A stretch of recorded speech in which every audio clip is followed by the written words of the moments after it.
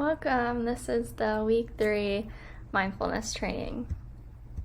So let's get started. So this is a recap from last week. Last week we did check-in surrounding your meals, and I just wanted to check in with you and see how that went. How did it go for you?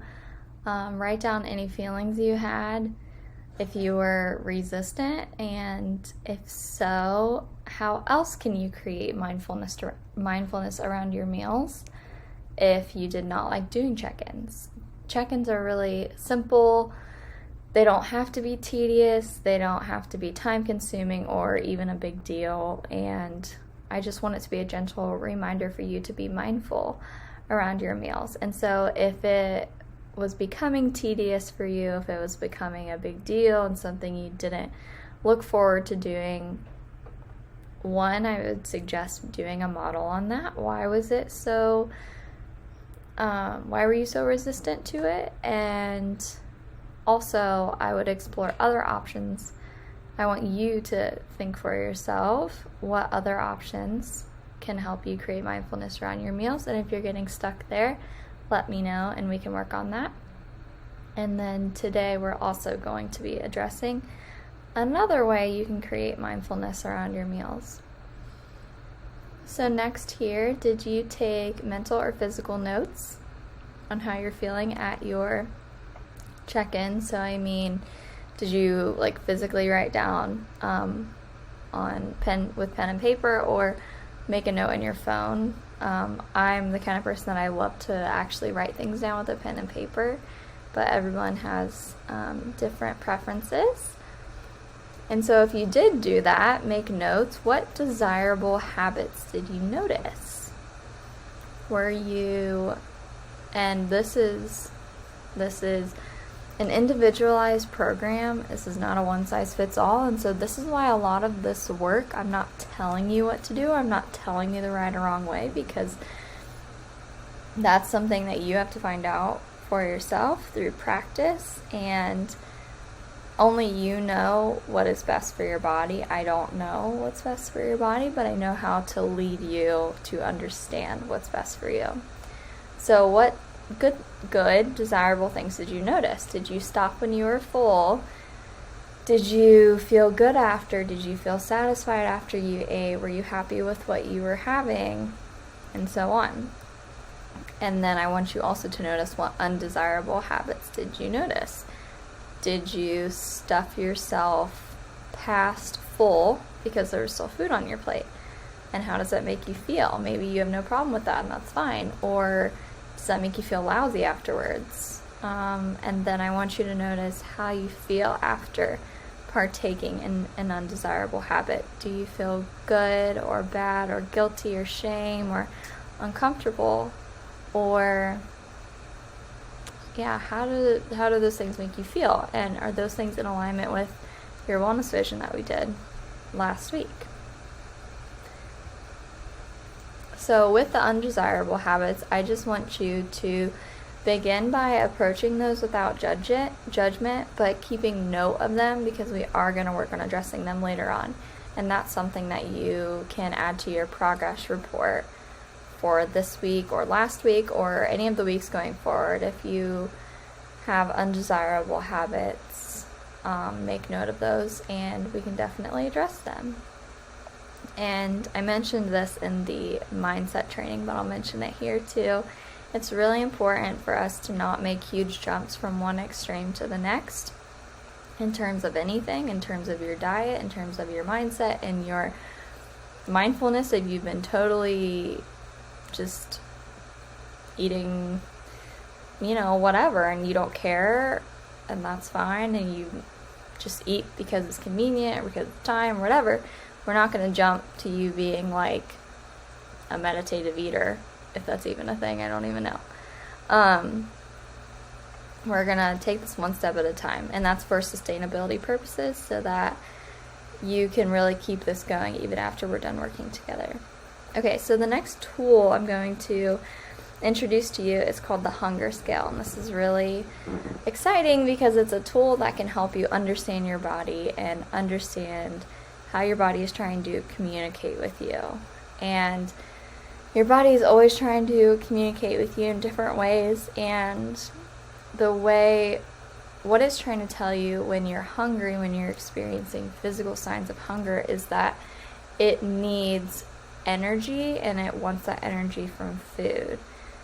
So, using the hunger scale can help you make food choices based on your unique needs. And so this can help lead you to the right portion sizes for you, the food preferences, like how are you feeling before and after you eat a certain thing or a certain way, a certain diet. How does that make you feel? And we're going to embrace what makes you feel your best. And then it can also help you stray away from emotional eating or stress eating or boredom eating and lean more into actually nourishing your physical body. And again, I probably will say this throughout the entire program, but take what serves you and leave what does not serve you. If you don't like the hunger scale, do not use it. We'll find another way to help you understand your body's hunger cues, but I do want you to be open-minded, at least to trying this for a week, because I don't think it can hurt for you to try something new for a week. Okay, so how to use the hunger scale, and this is kind of just some information on it. So like I said before, hunger is your body's way of telling you it needs energy from food. And you can use this scale before, during, after meals. And you use it by connecting how you're feeling in that check-in. This is something that you add on to a check-in. Like last week we talked about doing check-ins either before, after, or during. And so now I want you, and this is in your homework, I want you to do them all three, before, after, and during, and add in this hunger scale. How am I feeling before I eat? Check in, and there's going to be a physical scale we'll go through. So use this scale during, before, and after your meals, and connect how you are feeling to a point on the scale. That's how you use it. Everyone's hunger cues are different, but just some of the physical examples are shakiness, a grumbly stomach, you have cravings or a lack of energy, and things like that. Okay, so here is the hunger scale we're going to be using, and I also included this in its own document in the Dropbox folder for this week. So if you want to print it off, that would be awesome. Maybe like put it on your fridge, or you can laminate it, put it in your purse, whatever. If you really love it, then yeah, keep it if it's a tool that works for you. Okay, so let's start at the top here. So the hunger scale, 10, and then we go down, 9, 7, 5, 3, 1, 0 would be here. Okay, so if you say I'm a 10 out of 10 on the hunger scale, you are like starving, you are ravenous, you are weak, you are miserable. That is the most extreme form of hunger, would be the 10. The 9, you're really, really hungry. Like, you need to eat now. You're very hungry. Your stomach is growling. You have physical symptoms of hunger. A 7, you are actively hungry and seeking food. I would say that this is how I am after work a lot of the time. If I haven't eaten in like 4 hours or something, it's like I get home and I'm like, okay, I need to eat. I'm hungry. I want something now. That is how I can get after work, or if it's been a few hours. Like, that's a normal hunger experience for me.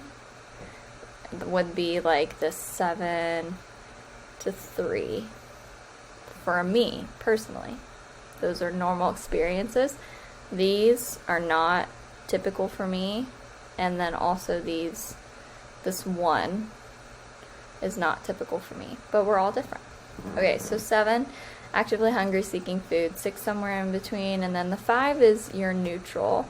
Maybe you just had something, or maybe you're just like in that place where you are satisfied, you're not stuffed, you're not hungry, you're just like, you're not thinking about food necessarily, you are just like hanging out, you're fine, I don't need food, I could, I'm fine. And then 3 would be you are full. So maybe you've eaten something here. And then a 4 is somewhere in between. But a 3 going down into the 1, this is you've probably eaten something, you're full, you're stuffed. You probably don't want to eat more because your physical body is telling you I'm full. Maybe your stomach is your pants are getting tighter, you're getting bloated, you're after you eat you're oh my gosh, yeah, I'm full. I definitely get like that. Okay, and so then to the other extreme would be you are a 1, you're extremely full, you're physically uncomfortable.